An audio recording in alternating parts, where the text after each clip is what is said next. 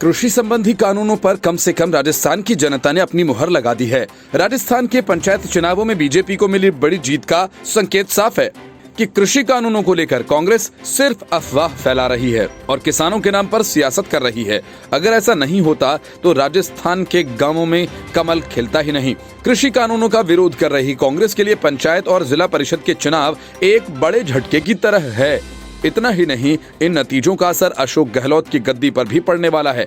पंचायत चुनावों के नतीजे आते ही कांग्रेस में एक बार फिर से गहलोत और पायलट के बीच गद्दी की दौड़ शुरू होने वाली है। अशोक गहलोत को कांग्रेस के चुनावों में हराने का अंदेशा पहले से था, इसलिए उन्होंने नतीजों से पहले ही बीजेपी पर सरकार को अस्थिर करने का आरोप लगाना शुरू कर दिया।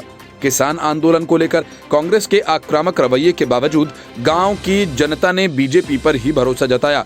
कांग्रेस की हालत इतनी खराब हो गई कि प्रदेश अध्यक्ष गोविंद सिंह डोटासरा, मुख्यमंत्री अशोक गहलोत और पूर्व उप मुख्यमंत्री सचिन पायलट तीनों के ही गृह जिलों में पार्टी को मुंह की खानी पड़ी।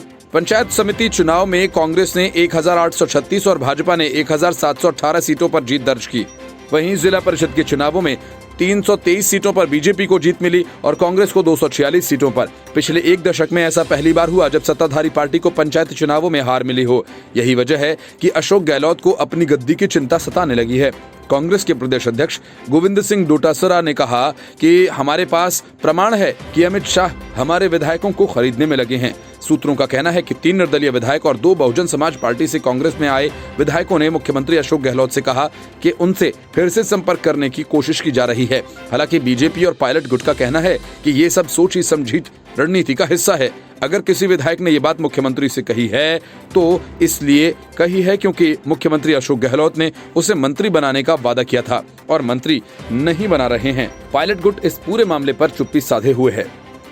इस बीच सियासी ड्रामे के बाद पहली बार पूर्व उप मुख्यमंत्री सचिन पायलट और प्रदेश अध्यक्ष गोविंद सिंह डोटासरा के बीच मुलाकात भी हुई। माना जा रहा है कि मुलाकात में संगठन में नियुक्तियों को लेकर चर्चा हुई। जिस तरह से नियुक्तियों का काम और मंत्रिमंडल में फेरबदल की चर्चा हुई है, मुख्यमंत्री अशोक गहलोत के बयान को इससे भी जोड़कर देखा जा रहा है। माना जा रहा है कि मुख्यमंत्री अशोक गहलोत ने पायलट गुट के बर्खास्त मंत्रियों की बहाली रोकने के लिए एक बार फिर से सरकार गिराने की कोशिशों का आरोप लगाया।